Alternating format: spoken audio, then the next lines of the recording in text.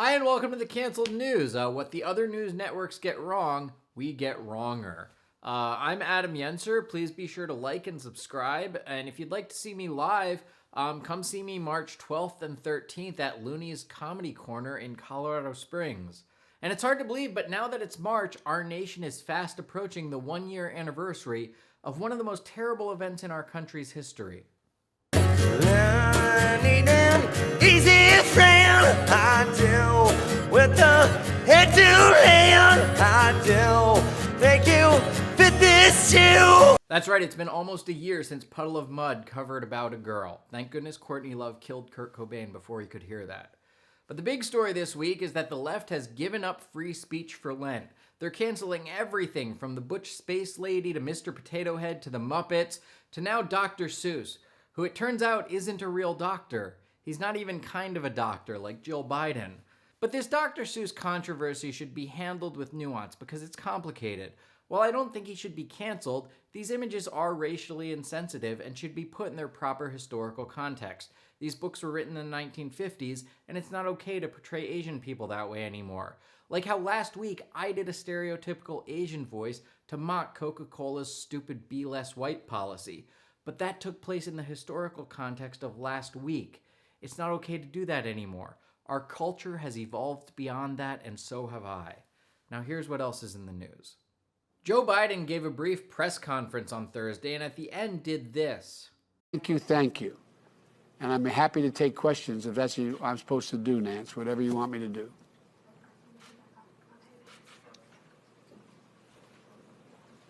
The video is slowly fading out, and so is he.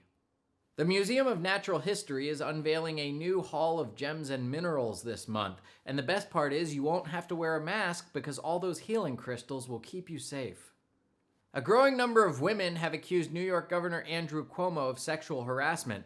Among the creepy lines he's alleged to have said are, "I want to see you fit that whole sausage in your mouth," "Do you have sex with older men?" and "I want to be in you like a COVID patient in a nursing home."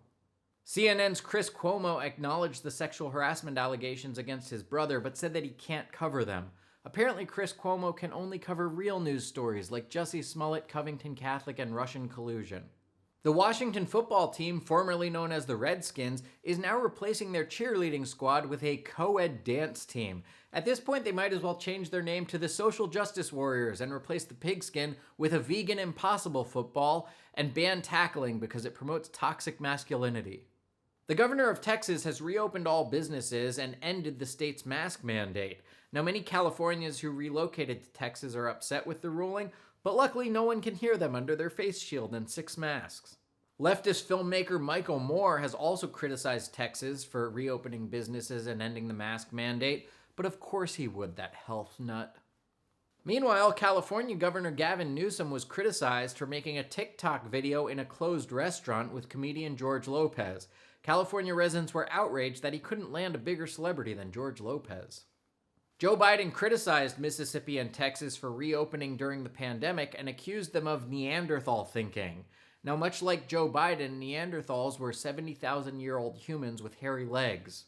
And you can bet if Donald Trump had ever accused the South of Neanderthal thinking, he would have immediately been accused of racism. After accusing others of Neanderthal thinking, Joe Biden muttered something in incomprehensible grammar and retreated to his basement cave. It was reported that China has 6 million workers suffering from black lung who make only $61 a month. Now they hope that a new bill will improve that to $100 a month and gray lung. It's been reported that 1 in 3 U.S. nonprofit organizations could close because of the pandemic. Spokesman for the organization said, "We probably should have rethought that whole not profiting thing."